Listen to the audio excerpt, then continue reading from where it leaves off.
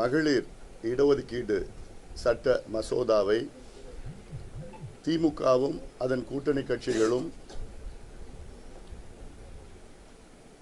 அந்த மசோதாவை தோல்வியடைய வைத்திருக்கின்றார்கள். இது திமுக பெண்களுக்கு செய்த மிகப்பெரிய ஒரு துரோகம், பச்சை துரோகம்.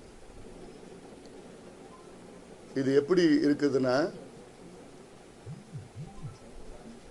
திமுக பெண் சிசுவை கருவில் கொலை செய்ததற்கு ஈடான ஒரு செயல். பெண் சிசுவை கருவிலே கொன்றதற்கு ஈடான ஒரு செயல் திமுக செய்திருக்கிறது. இந்தியாவுக்கு விடுதலை அடைந்து 80 ஆண்டுகள் ஆகின்றனர். இந்த 80 ஆண்டுகளாக காலமாக பெண்கள் படிக்க வேணும், வேலைக்கு போகணும், அதிகாரம் வேணும், முன்னேறணும், எம்எல்ஏ ஆகணும், எம்பி ஆகணும், ஆட்சி அதிகாரம் வேண்டும் என்று எவ்வளோ அவங்க வாழ்க்கையில் போராடிட்டு வராங்க. அது இல்லாமல் இந்த 40 ஆண்டு கால கனவு சட்டமன்றத்திலும் நாடாளுமன்றத்திலும் பெண்களுக்கு குறைந்தது 33 விழுக்காடு இடஒதுக்கீடு வேண்டும் என்று எத்தனையோ போராட்டங்கள் நடைபெற்றது. அந்த போராட்டங்களுக்கெல்லாம் முடிவு வருகின்ற காலத்தில் நேற்றைய முன்தினம் மோடி அவர்கள் அவருடைய அரசு நாடாளுமன்றத்திலே மக்களவையிலே பெண்களுக்கு இடஒதுக்கீடு மசோதா, இடஒதுக்கீடு என்றால் பெண்களுக்கு சட்டமன்றத்திலும் நாடாளுமன்றத்திலும் குறைந்தது 33 விழுக்காடு இடஒதுக்கீடு வழங்குகின்ற ஒரு சட்டம் இது. இதை திமுக முதலமைச்சர் ஸ்டாலின் அவர்கள் அதற்கு முந்தைய நாள் கருப்பு உடை அணிந்து அந்த சட்ட மசோதாவை எரித்தது. இது ஒரு தேச துரோக செயல். இது ஒரு மிகப்பெரிய ஒரு குற்றம். அதுவும் மகளிருக்கான இடஒதுக்கீடு மசோதா நகலை ஒரு மாநிலத்தின் முதலமைச்சர் எரித்தது ஒரு தேச துரோகம் செயல். இதற்கு தேர்தல் ஆணையம் அவர்கள் மீது வழக்கு பதிவு செய்ய வேண்டும், அவருக்கு தண்டனை வழங்க வேண்டும்.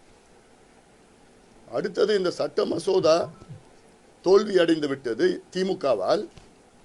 அதன் பிறகு முதலமைச்சர் ஸ்டாலின் அவர்கள் பட்டாசு வெடித்து கொண்டாடுகின்றார் என்றால் அவருடைய மனநிலை பெண்கள் தெரிந்து கொள்ள வேண்டும்.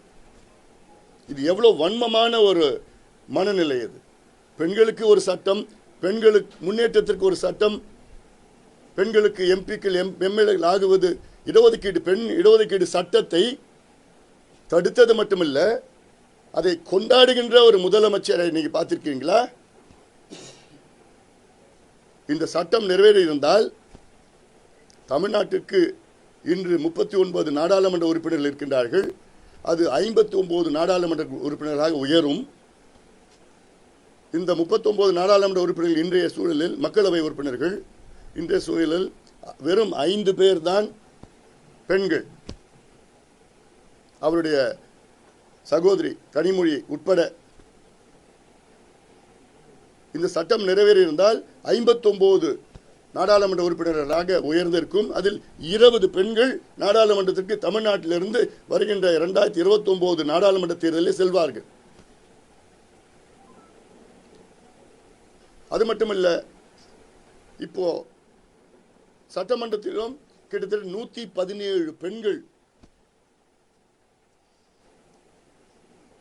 சட்டமன்ற உறுப்பினர்களாக 2031 சட்டமன்ற தேர்தலில் வருவார்கள். இது எவ்வளவு பெண்களுக்கு ஒரு அதிகாரம், ஆட்சி அதிகாரம்.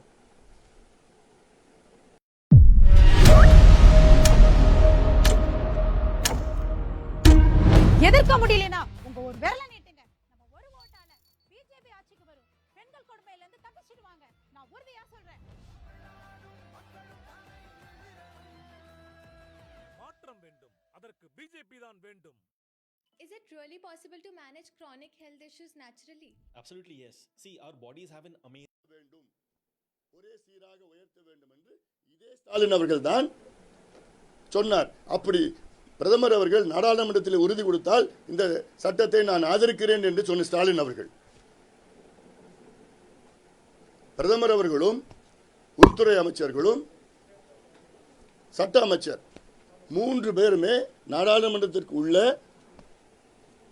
இந்த சட்ட திருத்தம், அரசியல் சாசன சட்ட திருத்தம் யாருக்கும் பாதிப்பு வராது, தமிழ்நாட்டுக்கு 50 விழுக்காடு இடங்கள் அதிகரிக்கப்படும் என்றால் உத்தரப்பிரதேசத்துக்கும் அதே 50 விழுக்காடு இடங்கள் அதிகரிக்கப்படும்.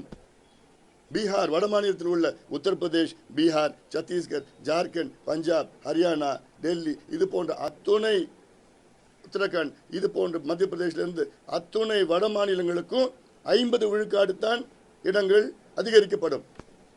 தமிழ்நாட்டுக்கும் 50, வட மாநிலத்துக்கும் 50, கேரளா, தென் மாநிலங்களுக்கும் 50, இந்தியாவில் இருக்கின்ற 28 மாநிலங்களுக்கு 50 விழுக்காடு ஒரே சீரான முறையில் இடங்கள், சட்டமன்றம், நாடாளுமன்ற இடங்கள் அதிகரிக்கப்படும்.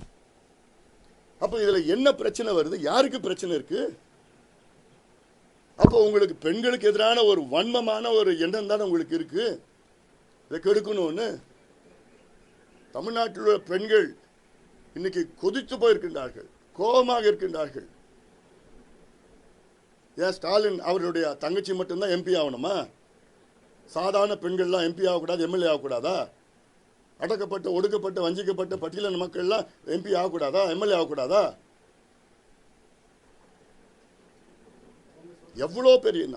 எவ்வளோ பெரிய ஒரு துரோகம் பெண்களுக்கு செய்த திமுக, அதன் கூட்டணி கட்சிகளை வருகின்ற சட்டமன்ற தேர்தலில் தமிழ்நாட்டில் உள்ள பெண்கள் இதை மறக்க கூடாது. ஒரு பக்கம் பெண்களுக்கு பாதுகாப்பு கிடையாது, பெண்களை நீங்க கொலை பண்ணிட்டு இருக்கீங்க, பெண் குழந்தைகளை கொலை செய்து கொண்டிருக்கின்றீர்கள், பாலியல் வன்கொடுமை, 2.5 வயசு பிஞ்சு குழந்தைய பாலியல் வன்கொடுமை செய்து கெடுத்து கொலை செய்கின்ற திமுக நிர்வாகி தமிழ்நாட்டில், 8 வயசு குழந்தை பள்ளிக்கூடம் போற குழந்தைய அது வர வழியில் அதை பாலியல் பலாத்காரம் செய்து கெடுத்து அது போன்ற சம்பவங்கள் தமிழ்நாடு நடக்குது. பெண்களுக்கு பாதுகாப்பே இல்லை. ஸ்டாலின் அவர்கள் ஆட்சி 5 ஆண்டு கால ஆட்சியில் 62 குழந்தைகளுக்கு எதிரான குற்றங்கள் நடைபெற்றிருக்கிறது. இது தெரிஞ்சது, தெரியாதது எவ்வளோ லட்சக்கணக்கில் இருக்கும். 44,000 பெண்களுக்கு எதிரான குற்றங்கள் தமிழ்நாட்டில் நடந்திருக்கிறது. 44,000, அதில் 2,100 கொலை, அதில் கிட்டத்தட்ட 900 பாலியல் வன்கொடுமை செய்து கொலை. ஒரு பக்கம் பெண்களுக்கு பாதுகாப்பு இல்லை, மற்றொரு பக்கம் பெண்கள் உரிமைகளுக்கு வந்த சட்டத்தை ஸ்டாலின் அவர்கள் கெடுத்தது மட்டுமல்ல, அது கொண்டாடுறார். இன்னும் தீபாவளி வந்துடுச்சாமே, என்ன கொண்டாட்டம் முதலமைச்சர் அவர்களே? தமிழக மக்கள் எல்லாம் நாங்கள் வெட்கப்பட வேண்டும், இப்படி ஒரு முதலமைச்சர் நாங்கள் வச்சிருக்கிறோம். அந்த நகலை எரிக்கிறாரு, தோல்வி அடைந்தோன்னு கொண்டாடுறாரு. நிச்சயமாக மக்கள் பார்த்துட்டு தான் இருக்கிறாங்க, பெண்கள் பார்த்துட்டு தான் இருக்கிறாங்க. அதாவது பெண் சிசுவை கருவிலே கொலை செய்திருக்கின்றார் ஸ்டாலின் அவர்கள், அதுக்கு ஈடான ஒரு செயலை செய்திருக்கின்றார் ஸ்டாலின் அவர்கள். அவர்களை பெண் யாருமே மன்னிக்க கூடாது, பெண்கள் மட்டும் இல்லை ஆண்களும் மன்னிக்க கூடாது. இந்த சட்டம் வரணும், எவ்வளவு போராட்டம், 40 ஆண்டு கால போராட்டம். அவங்க என்னென்ன சொன்னாங்களோ அத்தனை கருத்தும் மத்திய அரசு ஏற்றுக்கொண்டிருக்கிறது. உடனே இதுல ஒண்ணு, அப்படி ஒண்ணு, இப்படி போனா இப்படி ஆகும், அப்படி போனா அன்னைக்கு யார் இருக்க போறா, யார் ஆட்சியில் இருப்பா, யாருக்கு தெரிய போகுது? 10 ஆண்டுகளுக்கு பிறகு இப்படி ஆயிடும், 20 ஆண்டுகளுக்கு பிறகு இப்படி ஆயிடும்.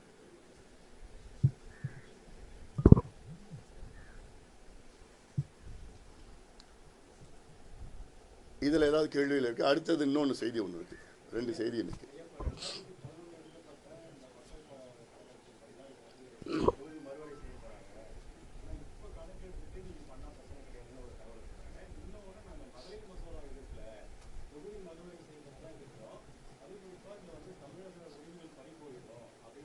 எப்படி போகுங்க? இதான் விளக்கி சொல்லுங்க, எப்படி போகுன்னு கேட்கிறேன். எப்ப எடுத்தாலும் 50 விழுக்காடு இடங்கள் தமிழ்நாட்டுக்கும் அதிகரிக்கப்படும். உத்தரப்பிரதேஷ், பீகார், ஜார்க்கண்ட், சத்தீஸ்கர், மத்திய பிரதேஷ், பஞ்சாப், ஹரியானா போன்ற வட மாநிலத்திற்கும், தென் மாநிலம் கேரளா, கர்நாடகா, ஆந்திரா, ஹரியானா, தெலுங்கானா, ஒரிசா, மகாராஷ்டிரா போன்ற அத்துணை மாநிலங்கள் ஒரே சீராகத்தான். இன்னும் சொல்ல போனா தமிழ்நாட்டுக்கு 51 விழுக்காடு அதிகரிக்கப்படுகிறது. பீகார், உத்தரப்பிரதேசம் 50 விழுக்காடு தான் அதிகரிக்கப்படுகிறது. எண்ணிக்கையிலேயே ஒன்றுமே பிரச்சனை இருக்க போதில்லை. இது மக்கள் தொகைக்கும் இந்த மறுவரைக்கும் சம்பந்தமே கிடையாது.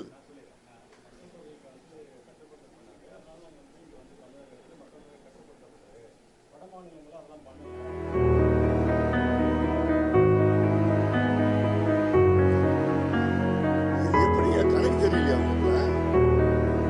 தெரிஞ்சு தெரியாத நடிக்கிறாங்களா?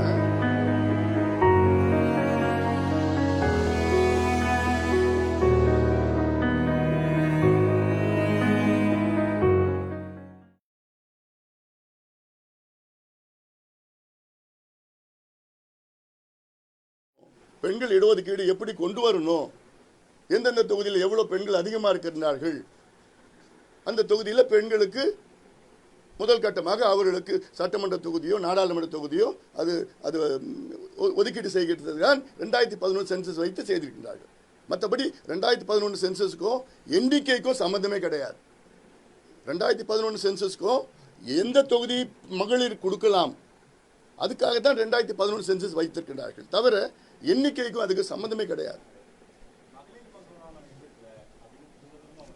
அதான் எதிர்க்கலைன்னா அவங்களுக்கு இது வரக்கூடாது. இந்த நேரத்தில் ஏதாவது எதிர்க்கணும். அது எதிர்த்து பட்டாசு கொண்டாடுறாருன்னா என்னதுக்கு அது? அதான் அது வீழ்த்துட்டாங்களா தெரிய போகுது. தேர்தல் யார் யாரை வீழ்த்துறாங்க தெரிய போகுது. பெண்கள் ஒட்டுமொத்தம் தமிழ்நாட்டு பெண்கள் திமுகவை இந்த தேர்தலில் வீழ்த்து இருக்கின்றார்கள். அது மட்டும் உறுதி.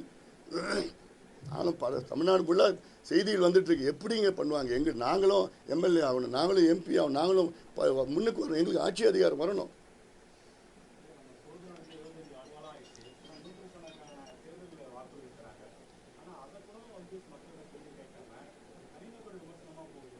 அதான் இப்போ முதலமைச்சர் ஸ்டாலின் அவர்கள் தேர்தல் அந்த பிரச்சார தொடக்கத்தில் 5 ஆண்டு காலம் அவர் செய்த திட்டங்களை வைத்து ஓட்டு கேட்டார், வாக்குகள் கேட்டார். அது எடுப்படல. ஏன்னா மக்களுக்கு அதை பற்றி தெரியல. ஏன்னா அது பொய்யானது. அப்படி எதுவும் திட்டம் நடக்கலை, அதுக்கு நிதி ஒதுக்கீடு நடக்கலை, வெறும் அறிவிப்பு தான் வந்திருக்குது. அதன் பிறகு பார்த்தாரு, பிஜேபி வச்சு ஓட்டு கேட்டார். இதில் பிஜேபி வந்துடும், அப்படி பிஜேபி வந்துடும் அப்படின்னு. அப்புறம் நானும் சொன்னேன், ஐயா ஸ்டாலின் அவர்களே, இது பிஜேபிக்கும் உங்களுக்கும் போட்டி கிடையாது, உங்களுக்கும் பிஜேபிக்கும் போட்டி நாடாளுமன்ற தேர்தல் 2 ஆண்டுகளுக்கு முன்பு முடிஞ்சு போச்சு. நீங்கள் சட்டமன்ற தேர்தலுக்கு வாங்க, இப்போ எம்எல்ஏ தேர்தல் நடக்குது, இது உங்களுக்கும் எடப்பாடி பழனிசாமி அவர்களுக்கும் தான் போட்டி அப்படின்னு சொன்னோன்னே இப்போ அதையும் நிறுத்திட்டார். இப்போ வேறு எது இல்லாமல் இப்போ எடப்பாடி பழனிசாமி அவர்களை பற்றியும் என்னை பற்றியும் தனிநபர் விமர்சனம் பண்ணிட்டு இருக்கார். இப்போ அன்புமணினா அசிங்கம், எடப்பாடி பழனிசாமினா இது அப்படி இப்படின்னு சொல்லி என்னமோ வார்த்தை கொச்சையாக பேசிகிட்டு இருக்கார். அது அவருடைய இயல்பு தான். இது எங்களுக்கெல்லாம் புதுசாக இல்லை. எதுவுமே இல்லைன்னா கடைசியில் இதுக்கு தான் வருவாங்க.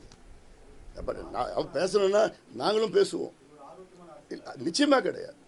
தரக்குறைவான அரசியல், தரக்குறைவான ஒரு முதலமைச்சர் பேசலாமா? முன்னாள் முதலமைச்சரை பற்றி பேசலாமா? தப்பு இல்லை. நீங்கள் உங்கள் சாதனையை பற்றி பேசுங்க. அதுதான் நீங்கள் கேட்கணும். அந்த கேள்வி அவர்கிட்ட கேட்கணும், முதலமைச்சர்கிட்ட கேளுங்க. எனக்கு இல்லை, எடுப்படல, பயத்தில் இருக்கிறாங்க, தோல்வி பயத்தில் இருக்கிறாங்க, தோக்க போகிறோன்னு தெரிஞ்சு போச்சு. உடனே இதை அப்படியே போட்டுக்கிட்டு வேற பண்ணணும். அவர் மட்டும் இல்லை, அவருடைய மகனும் பேசிகிட்டு இருக்காரு. எங்களுக்கும் பேச தெரியும், ஆனால் அந்த அளவுக்கு நாங்கள் போகிறது கிடையாது. இப்போ என்னன்னா 8000 ரூபாய் கூப்பனை பற்றி பேசிகிட்டு இருக்காரு. ஏன் நீங்கள் 5 ஆண்டு காலம் ஆட்சி பண்ணீங்களே, அதுமாரி உங்களுக்கு நம்பிக்கை இல்லையா? உங்களோட தேர்தல் அறிக்கை மீது நம்பிக்கை இல்லையா? உங்களோட திராவிட மாடல் மீது நம்பிக்கை இல்லையா? 8000 கூப்பனை வச்சு தான் நீங்கள் நம்புறீங்களா அந்த தேர்தலில்?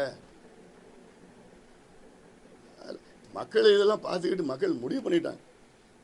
உறுதியாக அதிமுக ஆட்சிக்கு வருது, எங்கள் கூட்டணி ஆட்சிக்கு வருது, அதிமுக ஆட்சி நடக்குது, அது உறுதியாயிடுச்சு. நான் அப்போது 3 மாதத்திற்கு முன்பு ஒரு நிலை வேறு மாதிரி இருந்தது. அந்த மீடியாலாம் சொல்லி திமுக அப்படி இப்படின்னு ஒளிர்கிறது, மிளிர்கிறது, குளிர்கிறதுன்னு சொல்லிட்டு எல்லாம் என்னமோ வார்த்தையெல்லாம் போட்டுட்டு இருந்தாங்க. அது குறைஞ்சி இந்த தேர்தல் போன மாதத்துலேருந்து அப்படியே டவுன் ஆகிடுச்சு. நாங்கள் அப்படியே வேகமாக ஓடிட்டுருக்கோம், பின்னாடி துரத்திட்டு வராங்க. அவ்வளோதான், துரத்திட்டுலாம் இல்லை, மெதுவாக தோல்வியை ஒத்துக்கிட்டாங்க திமுக. நாங்கள் வேகமாக போயிட்டுருக்குறோம். மிகப்பெரிய வெற்றி எங்களுக்கு காத்துட்டு இருக்குது. அது மக்கள் எல்லாம் முடிவு செஞ்சுட்டாங்க.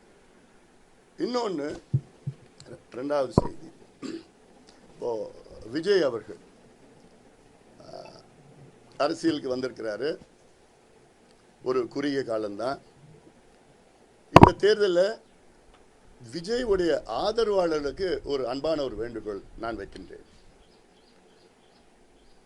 விஜயுடைய ஆதரவு, அதாவது விஜய் அவர்கள் அவர் கட்சியை தொடங்கின காரணமே திமுகவை எதிர்க்க வேண்டும், திமுக ஆட்சி அகற்ற வேண்டும் என்று. விஜயகாந்த் அவர்களும் கட்சி தொடங்கின காரணம் திமுகவை அகற்ற வேண்டும், திமுக ஆட்சி அகற்ற வேண்டும் என்று. இப்போ பிரேமலதா அவர்கள் அவங்க கூட இப்போ எதிரி கூட போய் சேர்ந்துட்டாங்க. சேர்ந்துட்டு எங்களுக்கு தான் வேலை செய்கிறாங்க, அதிமுக கூட தான் வேலை செய்கிறாங்க. அங்கே இருந்தோம், அந்த கூட்டணியில் இருந்தோம்.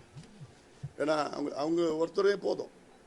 தமிழ்நாட்டில் எங்கே பார்த்தாலும் கஞ்சா விற்கிறாங்க, எங்கே பார்த்தாலும் மது விற்கிறாங்க, எங்கே பார்த்தாலும் கள்ளசாராயம் விற்கிறாங்க, எங்கே பார்த்தாலும் பெண்களை பாலியல் வன்கொடுமை செய்கிறாங்க, எங்கே பார்த்தாலும் குழந்தைகளை கெடுத்து கொலை செய்கிறாங்கன்னு அவங்களே முதலமைச்சர் வச்சுக்கிட்டே பேசிகிட்டு இருக்கிறாங்க. அதுவும் கடைசியில் இவ்வளோ தான் நடக்குது தமிழ்நாட்டில், இதெல்லாம் ஒரு குற்றமே இல்லைன்னு அதுவும் சொல்கிறாங்க. திருப்பரங்குன்றத்தில் நிச்சயமாக நாங்கள் தீபத்தை ஏற்றுவோன்னு சொல்கிறாங்க. அதனால் உறுதியாக எங்கள் உறுதிக்கு அவங்க எங்கள் வெற்றிக்கு அவங்க பாடுபட்டுறாங்க. அது வேறு. விஜய் அவர்களோட நோக்கமே திமுகவை அகற்ற வேண்டும். எங்கள் நோக்கமோ திமுகவை அகற்ற வேண்டும். விஜய் அவர்கள் இந்த தேர்தலில் ஓரளவுக்கு வாக்குகள் பெறுவார், வெற்றி பெற முடியாது, வாக்குகள் பெறுவார். அதனால தான் நான் கேட்கிறேன், விஜய் உடைய ஆதரவாளருக்கு உங்களுடைய வாக்குகளை வீணாக்காதீர்கள், எங்களுக்கு வாக்களியுங்கள். அப்படி எங்களுக்கு வாக்களித்து உறுதியாக திமுக தோல்வி அடையும். உங்களுடைய நோக்கம் திமுக தோக்கணும். உங்களால் வெற்றி பெற முடியாது.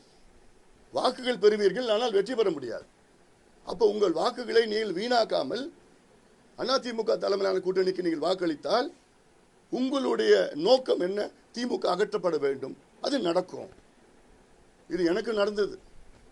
2016 மாற்றம் முன்னேற்றம் அன்புமணி கேம்பெயினிங்கில் எவ்வளோ ஆதரவு எனக்கு இருந்தது. அன்றைய சூழலில் ஒரு பக்கம் ஜெயலலிதா அம்மையார், ஒரு பக்கம் கலைஞர். நானும் போட்டியிட்டேன். அன்புமணி நல்லா பேசுகிறாருப்பா, நல்லவன், அவ்வளோ திட்டங்கள் கொண்டு வந்துடுறாரு. ஒரு வருஷம் முழுக்க நான் மக்கள் பற்றி பண்ணேன். கடைசியில் என்ன நினச்சாங்க, அன்புமணியா அது வெற்றி பெற முடியறது கஷ்டம், ஓட்டு வாங்குவார், வெற்றி பெறது கஷ்டம், ஏன் என்னை ஓட்டு வீணாக்கணும்னு சொல்லிட்டு அதிமுக ஓட்டு போட்டாங்க. அப்போது அதே சூழல் தான் இன்னைக்கும் இருக்குது.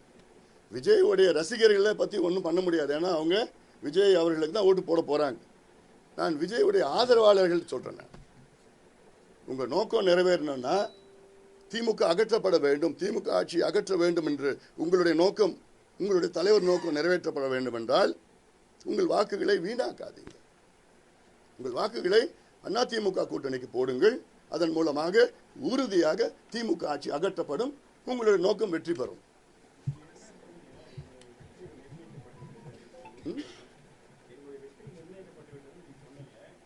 எங்களுக்கு 200க்கு மேல போகணும்ல,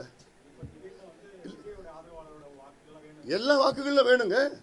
பெண்கள் வாக்குகள், விஜய் ஆதரவு வேணும்.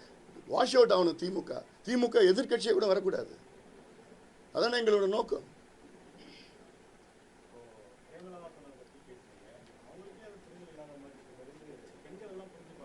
எல்லாம் புரிஞ்சுக்கிட்டாங்க, அவங்க மட்டும்தான் புரிஞ்சுக்கல, மற்ற எல்லாமே புரிஞ்சுக்கிட்டாங்க. இது எல்லாத்தையும் கிராமத்தில் பேச ஆரம்பிச்சிட்டாங்க. என்ன பேசுகிறாங்க சொல்லி கிராமத்தில் வரைக்கும் பேசிட்டாங்க.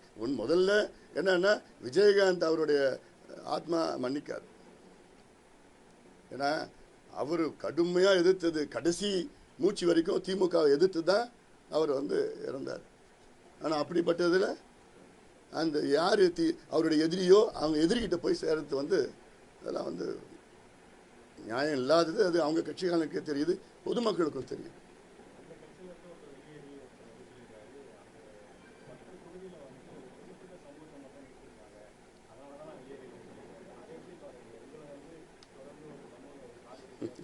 அது உள்ள நான் போக விரும்பலை. அது எல்லாருக்கும் உங்களுக்கும் தெரியும். அது உள்ள நான் அது போக விரும்பலைன்னா அப்புறம் வேறு மாதிரி டைவெர்ட் ஆகிடும். இன்றைக்கி இந்த ரெண்டு செய்தி தான் முக்கியமான செய்தி. இது டைவெர்ட் ஆகக்கூடாது.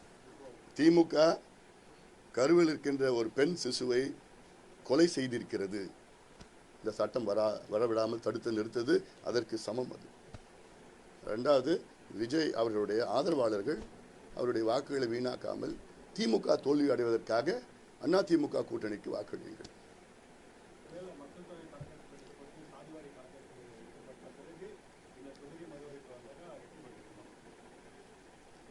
இல்லை, இப்போ சாதிவாரி கணக்கெடுப்புக்கும் இதுக்கும் என்ன சம்பந்தம் இருக்கு? இப்போ இது வந்து பெண்களுக்கு இடஒதுக்கீடு, இது வந்து ஓபிசி அந்த மாதிரி பிரச்சனைலாம் வரல. இல்லை, பெண்களுக்கு ஆண் பெண் இதில் வந்து எல்லா சென்சஸ்லையும் வந்துட்டு இருக்கு. போன சென்சஸ்லையும் இருக்கு. இந்த சென்சஸில் திடீர்னு 2011 எத்தனை ஆண்கள் எத்தனை பெண்கள் தெரியுது நமக்கு. அதில் பெருசாக ஒரு மாற்றம் வரப்போகிறது கிடையாது. இந்த 15 வருஷத்தில் ஐயோ பெண்கள் வந்து 10% கூடிட்டாங்க, இல்லை குறைஞ்சிச்சுன்னா அவெல்லாம் வரப்போகிறது இல்லை. அதனால் இது பண்ணிடலாம். ஏன்னா அடுத்த 2029 மக்களவை தேர்தலில் வந்ததுன்னா நல்லது தானே, தமிழ்நாடுக்கு நல்லது தானே. இப்போ வெறும் 5 பெண்கள் தானே இருக்கிறாங்க. 20 பெண்கள் இடஒதுக்கீட்டில் பொது தொகுதியிலும் போட்டிடலாம் அவங்க.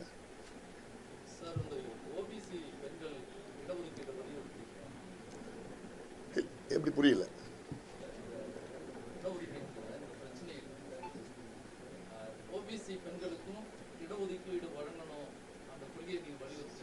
இல்லை, தமிழ்நாட்டுக்கு அந்த பிரச்சனை வரல. இங்கே தமிழ்நாட்டுக்கு வரல. பட்டியலினத்துக்கு வந்து அதில் அது பட்டியலினத்துக்கு வருது, அதுக்குள்ளேயே வருது. அதில் பட்டியலினத்துக்கு வருது. அதில் இல்லை, நாங்கள் எங்களுடைய கொள்கையும் அதுதான். பட் இதனால் ஒரு மிகப்பெரிய ஒரு சட்டம் வந்து வராமல் இருக்கக்கூடாது. இல்லை,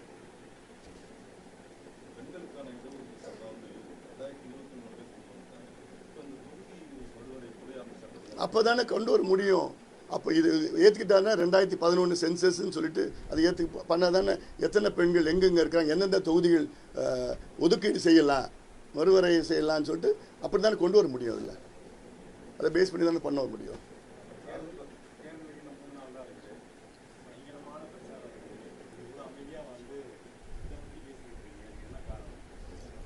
இது எவ்வளோ பெரிய ஒரு துரோகம் நடந்திருக்கு, பெண்களுக்கு எதிரான துரோகம். அது நீங்கள் அவ்வளோ பேச மாட்டீங்க, அதனால தான் நான் பேசுகிறேன் உங்ககிட்ட.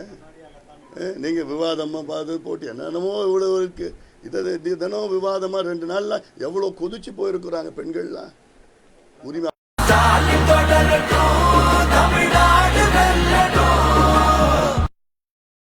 I can teach you code in Python in just 30 days, even if you've never written a single line of code before. How? Simple.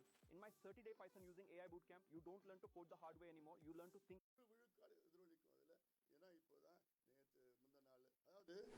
இவர் ஒரு மசோதாவை தோற்கடித்த திமுக அதுக்கப்புறம் பட்டாசு வெடித்து கொண்டாடுறாருன்னா என்ன வன்மமான ஒரு எண்ணத்தில் இருக்கிறார். என்ன தோல்வி இது? என்ன முதல் தோல்வி? ஏன் அதுக்கு முன்னாடி என்ன தோல்வி வந்துருச்சு? இல்லை அதுக்கு முன்னாடி என்ன தோல்வி வந்துருச்சா? இல்லை அதுக்கு அதிமுக ஆட்சி, அண்ணா திமுக ஆட்சி சொல்லமா?